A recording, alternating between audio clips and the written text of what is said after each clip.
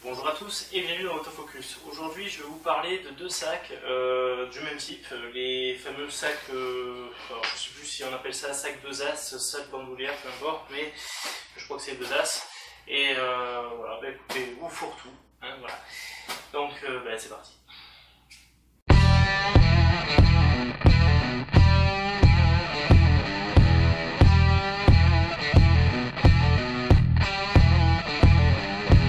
Bonjour à tous, donc voilà, donc aujourd'hui je vais vous présenter deux sacs, c'est des sacs vraiment qu'on peut retrouver partout, qui coûtent pas cher du tout, vous en avez autour des, pareil, des 20 euros, et donc je vais vous en présenter deux, un qui n'a pas du tout de marque, donc c'est un classique, hein, je le dis, c'est des choses qui se retrouvent partout, et l'autre c'est la marque Coolman, sac qui est très vieux, celui-là c'est mon cousin qui me l'a filé, et il a vécu, il a vraiment morflé, il a fait plusieurs raids,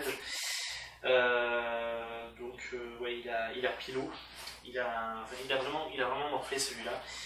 C'est pas moi qui l'ai mis dans cet état-là, mais il doit avoir, je crois, 10 ans, et 10 ans, voilà, il a vu l'eau, il a vu puisque là j'ai des points de rouille, donc ouais, il a bien morflé.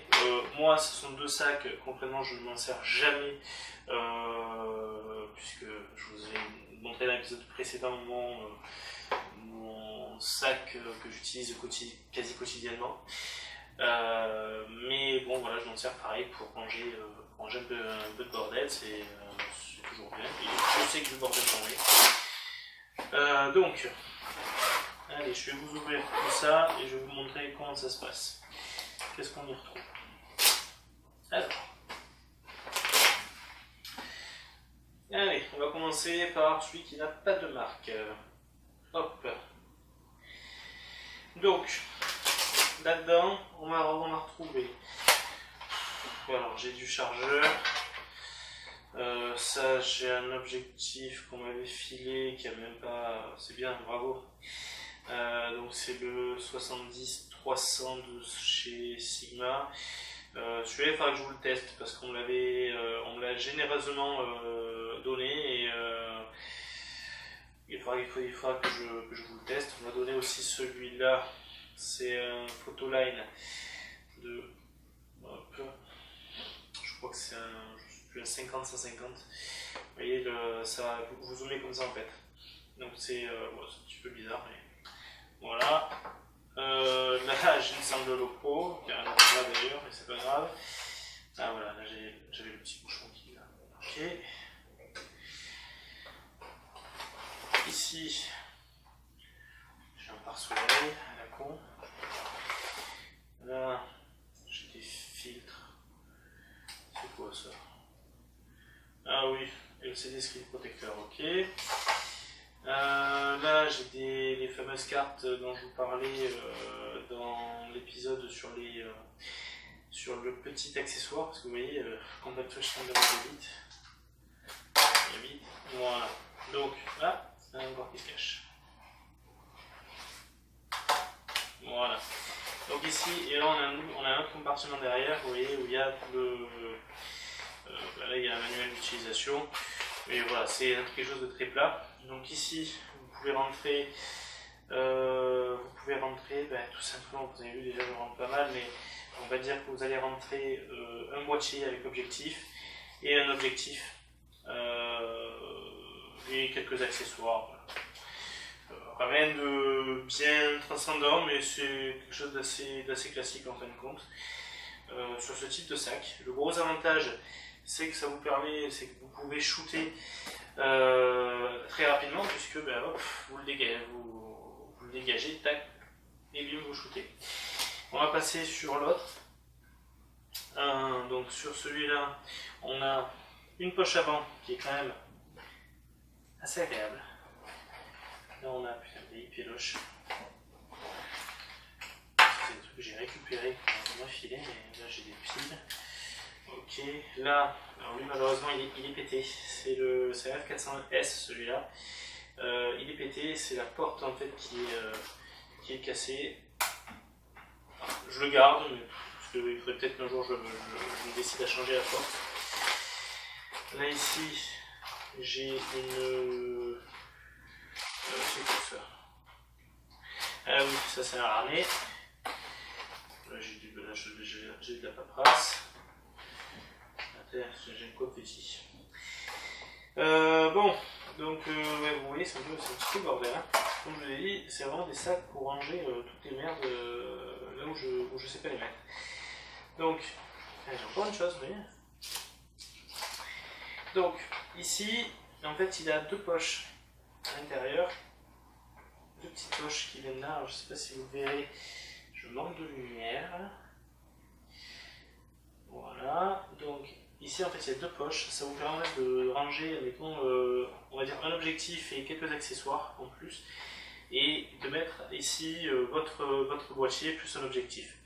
Donc à chaque fois, finalement, sur ces deux produits là, on est sur deux produits où vous pouvez avoir deux objectifs. Donc voilà, vous n'allez pas pouvoir accrocher de trépied, donc ils sont assez simples, c'est assez rudimentaire comme truc. Principalement, vous savez, ça c'était les choses où, si vous avez connu ça et que vous êtes de ma génération, vous avez connu ça avec votre père qui avait ce type de sac là avec le caméscope dedans, le gros caméscope long là, avec des petites cassettes. Voilà, et en fait c'était exactement ce type de sac là. Il le mettait dedans et puis il y avait juste le chargeur avec et puis basta.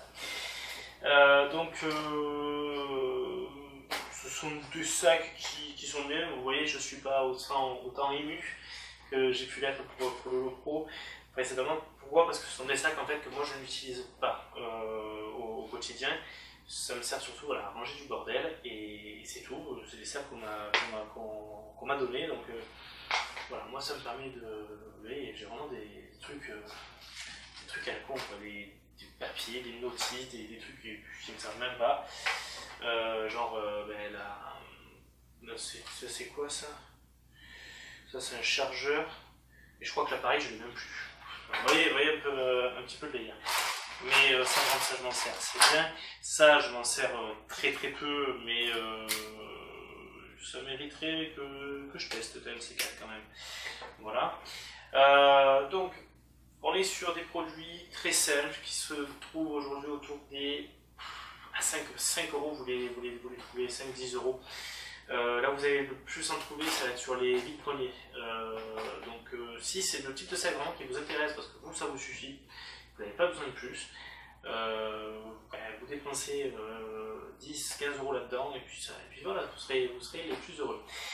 Voilà, évidemment, plat douce anti-pluie, ils sont pas anti-choc, donc moi je sais que, je vous mens, parce que celui-ci, je l'ai utilisé une fois. Et en fait, je n'y ai plus jamais, parce que j'ai flippé.